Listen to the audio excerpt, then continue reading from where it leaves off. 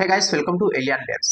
Mount Everest दुनिया की सबसे ऊंची चोटी, एक ऐसी जगह जहां पर खड़े होकर इंसान खुद को भगवान से भी ऊंचा समझने लगता है। लेकिन क्या आप जानते हैं कि वहां पहुंचते पहुंचते एक चीज आपके साथ नहीं चलती, और वो है ऑक्सीजन। लेकिन सवाल यह है कि ऑक्सीजन वहां पर खत्म होती कैसे है। क्या एवरेस्ट पर ऑक्सीजन चोरी हो जाती है, या फिर नेचर ने ही कोई सीमा रेखा खींच रखी है।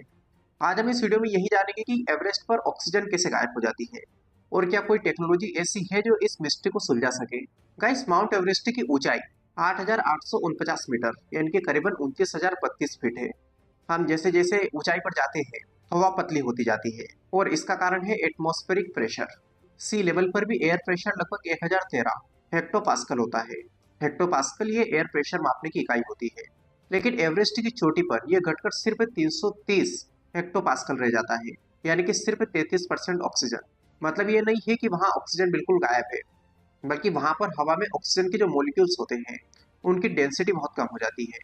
गाइस, माउंट एवरेस्ट के आखिरी 800 मीटर को कहते हैं द डेड जोन।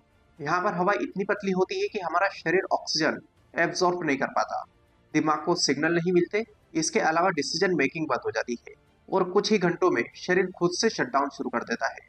इसके बाद यहाँ पर आने वाले को कुछ भी समझ आना बंद हो जाता है, और कई बार वो अपने दस्ताने उतार देते हैं, जबकि यहाँ पर -70 डिग्री सेंटीग्रेड तापमान होता है। लेकिन फिर वे ये सोचते हैं कि हमको गर्मी लग रही है। अब यहाँ पे सवाल ये है कि आखिर एवरेस्ट की हवा जाती कहाँ है। तो यहाँ पर जेट स्ट्रीम होती है। ये हवा की वो तेज धाराएं हैं जो करीब 160 से लेकर 320 किलोमीटर प्रति घंटे की स्पीड से चलती है। एवरेस्ट की ऊंचाई पर ये ऑक्सीजन रिच हवा को उड़ा ले जाती है। एटमॉस्फेयर में कन्वेक्शन और लो टेम्परेचर के कारण ऑक्सीजन मॉलिक्यूल्स कंप्रेस नहीं हो पाते, इसलिए एवरेस्ट की चोटी तक ठोस हवा नहीं पहुंच पाती। यहाँ पर हर 1000 मीटर पर ऑक्सीजन 10% कम हो जाती है।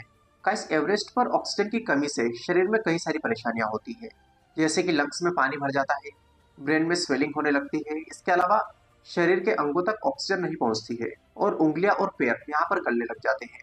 और एक यही वजह है कि एवरेस्ट पर 300 से भी ज्यादा बॉडीज आज भी पड़ी है।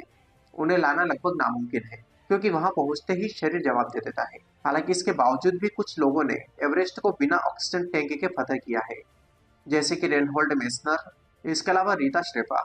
ये कुछ रेयर केसेस हैं। आज भी 97% जो लोग हैं यहाँ पर बिना ऑक्सीजन के नहीं चल पाते हैं। वैज्ञानिकों का ऐसा मानना है कि माउंट एवरेस्ट की चोटी पर अगर आप बिना ऑक्सीजन मास्क के सिर्फ 15 मिनट भी रहे तो आपके सेल्स मरने लगते हैं। यहाँ पर हवा इतनी पतली लगती है कि सांस खींचने में भी दर्द होने लगता है।